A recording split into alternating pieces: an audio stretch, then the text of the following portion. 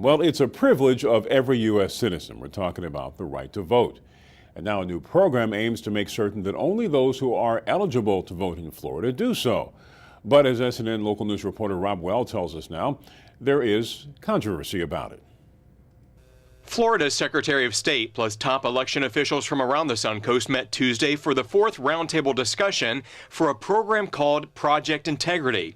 The goal is to check existing voter records with driver's license databases, which will generate a list of potential ineligible registered voters in Florida. Say that every election is different and voter behavior is changing, and we need to meet the demands of voters that want differences in our voting processes. A new federal database called the Systematic Alien Verification for Entitlements, or SAVE program as it's called for short, will be used to check the validity of voters.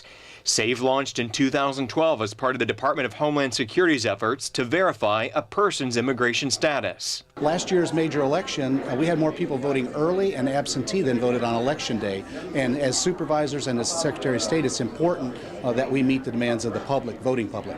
Local election supervisors say the forms provide a way for all election officials to keep ahead of constant changes. They wanted as much participation from supervisors of elections as possible, and they just picked 5 locations that were around the state. Residents also got a chance to ask questions to help understand how the program will affect local polling sites. Top election officials believe that Project Integrity will make things more smoother and efficient come the next election day.